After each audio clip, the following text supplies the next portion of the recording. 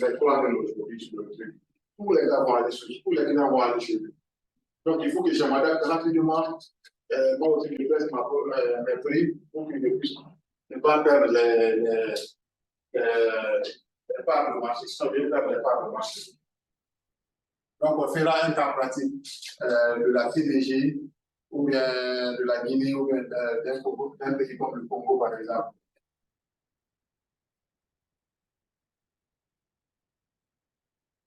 Après, on va aller au domaine d'activité stratégique. Ça, c'est le portefeuille d'activité. Comme on dit des fois, il ne faut pas mettre tous tes œufs dans le même panier. C'est la même chose. Donc, si j'ai beaucoup de trucs, je dois avoir beaucoup de secteurs d'activité, la formation, le recrutement, l'intérim. Ça me permettra d'avoir, si j'ai la baisse au niveau du recrutement, la formation va générer des revenus pour moi. Ça sera la même chose pour vous. Dans la commercialisation des produits, parce que je vais vous investir et à faire des nouveaux produits. Donc, ça, c'est les activités. C'est la matrice BCG.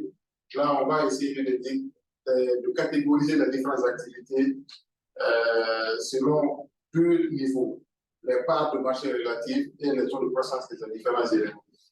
Donc, la catégorie la plus importante, c'est la première catégorie d'activité qu'on va appeler la vache à lait. C'est-à-dire, ils ont une forte rentabilité et faible besoin de financement. Si on prend par exemple ceux qui sont dans le secteur bancaire, ça va être quoi au niveau de la banque, au niveau de l'ISAG.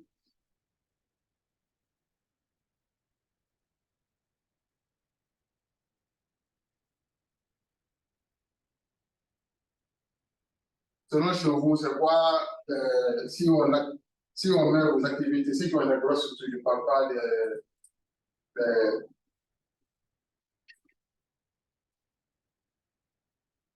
petites structures, oui.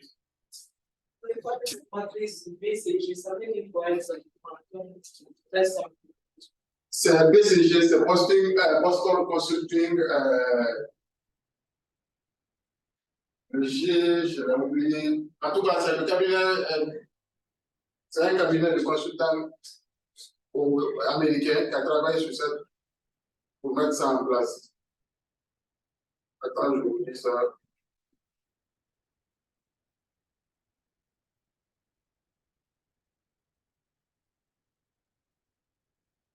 C'est Boston, c'est un cabinet américain.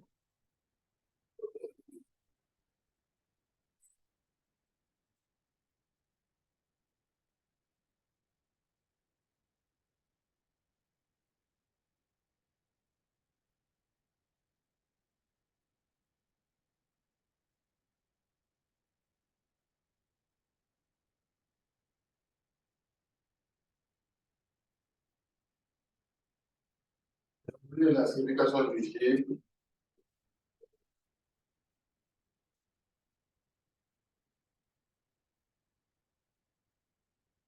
Voilà, c'est le Boston Consulting Group. C'est un cabinet de consulting qui a mis ça en place. C'est pour aider, c'est un cabinet en stratégie, c'est pour aider les entreprises à prendre les bonnes décisions. Selon le titre, c'est pour les grosses structures qui ont plusieurs activités. Par exemple, nous, chez nous, on a différents produits miniers. Notre vache à l'air, c'est le fer. Alors, donc, ça représente à peu près 70% de part de marché de toute notre activité. Ça, on le maîtrise. On a beaucoup de biens en Australie et dans d'autres pays. Et le plus grand projet ici. Donc, ça, on a non seulement l'expertise technique, et on a toutes les notions techniques aussi. Tous les différents trucs. Donc, c'est la vache à l'air pour Rio Tinto, parce qu'ils maîtrisent ce domaine. Par exemple, nous, comme le projet a commencé, ils ont des experts partout qu'ils envoient, des différents projets qu'ils envoient chez nous. Donc, ça ne demande pas beaucoup d'investissement. Bon, ça demande beaucoup d'investissement, mais on maîtrise le business. Donc, on peut faire beaucoup d'argent rapidement. Après, on a les produits, les poids morts, les activités poids morts, donc faible rentabilité, faible besoin de financement. Donc, c'est des éléments, c'est généralement des produits qui sont vers la fin de vie. Donc, il ne faut pas investir beaucoup en termes de publicité, en termes de trucs. exemple, ça va être un ancien modèle de téléphone, un iPhone X, par exemple. Même si tu fais un iPhone, le premier iPhone, là, même si tu fais beaucoup de publicité, les gens vont t'acheter quoi. Et ça va sortir du marché. Mais tu vas juste regarder pour pouvoir supporter tes coûts fixes un peu. Après, on a les dilemmes, les activités dilemmes ou des trucs, les activités, ça c'est les faibles rentabilités, forte besoin de financement. Donc, ça aussi, on a besoin de financement, c'est les dilemmes qui vont passer avec l'étoile. Les étoiles, c'est bonne rentabilité, besoin de financement fort aussi. C'est bon, ces notions. Des questions, des suggestions.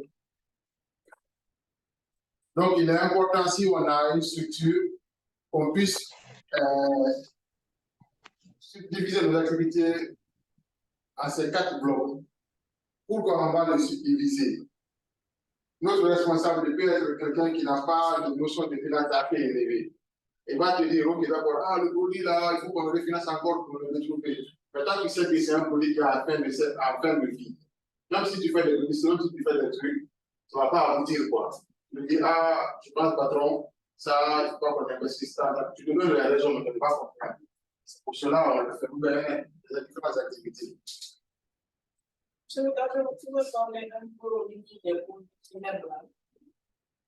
Les produits dilemme, c'est les produits qui sont. C'est une nouvelle activité que tu vas commencer.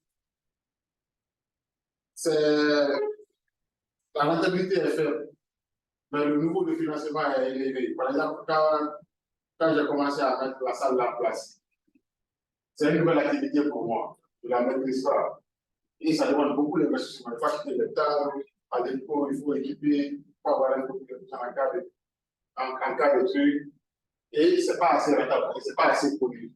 Les gens n'ont pas l'habitude de payer ce genre. Par exemple, j'ai un cousin, ils ont une ONG, j'avais vu ça, j'arrivais venir gratuitement faire occuper la salle. Il a dit non, tu vas utiliser nous. C'est le coût fixe pour moi. Donc, les gens ne sont pas trop habitués à payer ce genre de service. Donc, alors qu'il y a des fortes besoins de financement. Mais dans peu de temps, quand j'ai commencé à envoyer, on a commencé à envoyer des publicités, à faire des trucs sur Facebook, sur les réseaux sociaux, à envoyer des courriers aux gens, les gens commencent à revenir, à venir. Donc, le produit dilemme, ça va passer tout de suite à étoile. Là, ça va commencer à être rentable, mais toujours on aura besoin de financement. Par exemple, là, je vais changer les chaises là, parce que c'est plus confortable. Il faut avoir des chaises comme ça. Là, si tu as des chaises comme ça, peut-être les gars du ministère pourront venir par passage. Parce qu'il faut avoir les micros, parce qu'ils aiment ça pour avoir. Malgré que ce n'est pas important, mais ils aiment parler dans le micro, dans les réunions. Donc, tout ça, je pense à faire tout ça. Donc, il y a un besoin de financement encore qui est là. Vous voyez le cas pratique. C'est bon, ceux qui sont en ligne, des questions?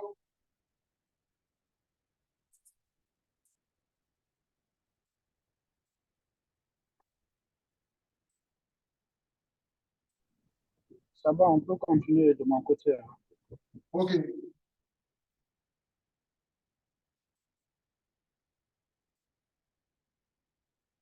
Après, on a. Alors, vous m'entendez?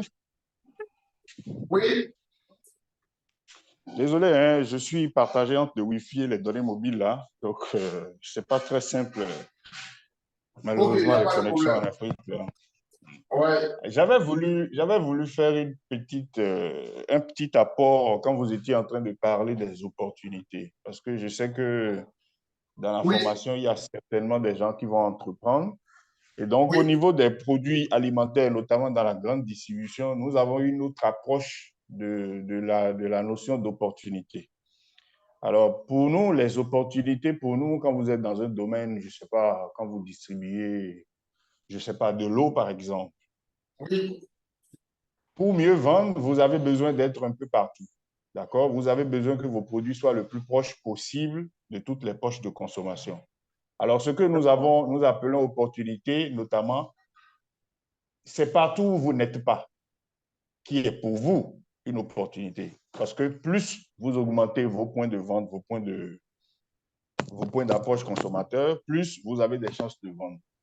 Donc, les opportunités pour nous, c'est partout où vous n'êtes pas encore et que vous devez être sans forcément avoir besoin de faire des investissements qui plombent votre PNL global.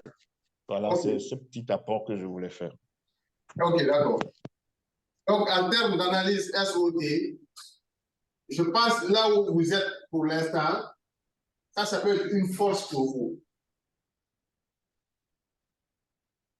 Mais là où les nouveaux points que vous devez conquérir, c'est ça une opportunité. Absolument, c'est ce que je voulais appuyer. Ok, ok. Merci beaucoup pour cet apport, monsieur. Je vous en prie, merci. Donc, on va évoluer au niveau de la force concurrentielle de Porter. Donc, Porter aussi, c'est un Américain qui a beaucoup travaillé sur la notion de stratégie. Il a essayé d'améliorer la matrice SOT là qu'on vient de voir en apportant de nouveaux éléments. Au niveau de la matrice SOT, on avait interne et externe, force, faiblesse, opportunité, menace. Donc, il a essayé d'apporter 6 nouveaux forces concurrentielles sur ces éléments pour la gestion du portefeuille d'activité. C'est-à-dire, il a essayé d'apporter les nouveaux entrants. C'est-à-dire, si j'ai une activité, je vais essayer de faire une analyse sur les nouveaux. Je vais faire une analyse prospective du marché. Quelles sont les différentes entreprises qui vont rentrer sur le marché ou bien qui veulent, qui sont entrées ou bien qui veulent faire ce type d'activité. Il est important qu'il y ait ces personnes en mire pour que je puisse adapter ma stratégie. Après, il a fait aussi l'analyse sur le pouvoir de négociation des clients. C'est-à-dire, dans mon secteur d'activité, est-ce que les clients ont une force assez élevée ou pas? Est-ce que les clients n'ont pas, ils sont forts sur le marché là, est-ce qu'ils ne sont pas forts? Est-ce que c'est les fournisseurs qui imposent leur loi? Est-ce que c'est les clients qui imposent leur volonté? Donc, est-ce que les clients ont un pouvoir de négociation assez conséquent? Après, il a fait aussi l'analyse sur la décision sur le pouvoir de négociation des fournisseurs. Parce que si mon fournisseur a un pouvoir de négociation plus large sur moi, il a tendance à imposer des prix et que je ne peux pas forcément supporter des fois.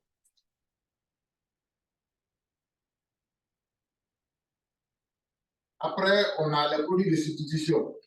Est-ce que si je prends un iPhone, est-ce que je peux le remplacer par un autre téléphone aussi rentable, aussi convivial comme le truc? Si j'ai un produit de substitution, là, je peux avoir un pouvoir de négociation plus élevé. Si je n'ai pas de produit de substitution, là, c'est un peu compliqué. Il a essayé aussi de travailler sur l'intensité concurrentielle. C'est-à-dire, est-ce que mon secteur d'activité, est-ce qu'il y a assez comment dirais ça? Est-ce qu'il y a assez de personnes dans mon secteur d'activité? Si je prends la location de salles, est-ce qu'il y a beaucoup de personnes qui font cette location de salles aujourd'hui à Guinée? S'il y en a beaucoup, c'est que je montre. S'il y a moins, c'est que l'intensité concurrentielle n'est pas assez grande. Si je prends le secteur aujourd'hui du transport, les mototaxis, c'est une activité à forte intensité concurrentielle. Dans tous les carrefours maintenant, on a les mototaxis qui sont là partout. Donc, au début, c'était tellement rentable que tout le monde s'est mis dedans. Et les gens, est-ce que c'est rentable maintenant? Bon. Ceux qui ont leur propre moto s'en sortent. C'est-à-dire, je conduis ma propre moto, là, je m'en sors. Mais si je flash une moto, je donne à un chauffeur, il a un prêt-à-coup qui le passe, ce n'est pas assez rentable parce qu'il y en a beaucoup maintenant. Le marché est devenu saturé. Est-ce que le pouvoir public aussi, est-ce que l'État a un pouvoir d'amendement où il y a un pouvoir assez fort sur un secteur d'activité? Si le pouvoir des publics sont assez forts, ça peut aussi avoir des problèmes. Donc, Porter a essayé d'analyser, d'apporter de nouveaux éléments sur l'analyse SOT pour que ça soit un peu global et complet. Donc, on verra un cas pratique aussi de ces éléments où on pourra mieux les expliquer. Parce qu'au début, ça peut être vraiment abstrait. Après, on va passer à la notion de cycle